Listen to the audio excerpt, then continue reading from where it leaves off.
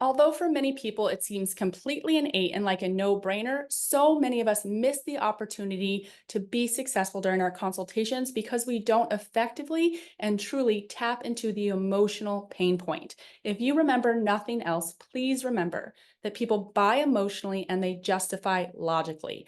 That means during our consultations, we have to ask the right type of engaging questions. We have to push on those right buttons so that we amplify that pain point or that discomfort or that emotion.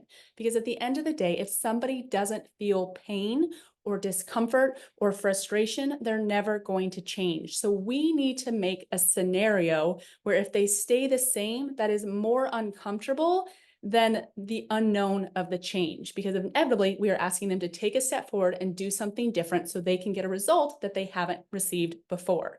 And so getting people to buy emotionally and justify logically isn't tough, but we just have to hold the space and ask really great questions so that people have the opportunity to reveal those emotional pain points. And it's not because I need to specifically know that someone is frustrated because they won't get in a photo versus doesn't want to be intimate with someone in the lights versus is embarrassed to be on Zoom because of their double chin. That's not meaningful to me. But when somebody externalizes and verbalizes what's happening, they start to really internalize it and begin to understand that this thing that is nagging at them, frustrating them, demoralizing them, making them angry, making them feeling less than, actually has impact and real consequences in their life and for those around them.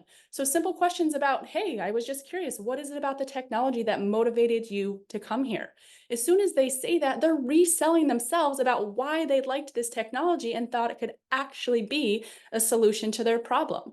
Finding out, well, how long has this frustrated for you? What have you currently been doing to try and address these acne scars, the thinning hair, the fine lines and wrinkles, the extra fat? Letting them tell their story, letting them ramp up their emotional pain points so you can kind of put those in your back pocket and understand that, yes, this person is truly here for a reason.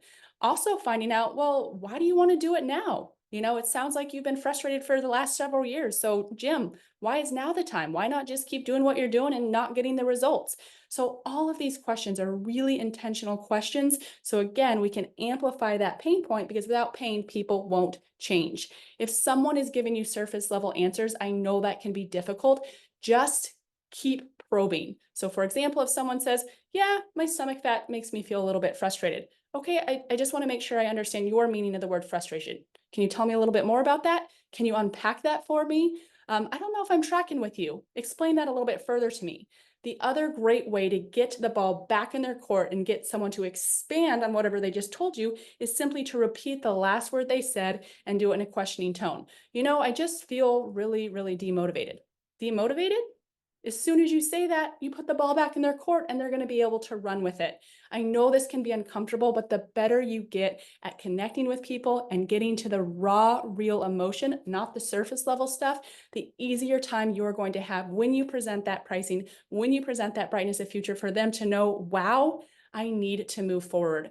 So often the voice in between our right ear and our left ear talks us out of things. But when we sit in front of someone and we bare our souls and our emotion and we verbalize it and internalize it, we just stack the chips in our favor to get that person to say yes. And ultimately, that's what we want for them. They came to us for a reason. We have a solution. We've set proper expectations. We believe we can move the needle for them. And so we're in a really powerful position to change people's lives in a meaningful way.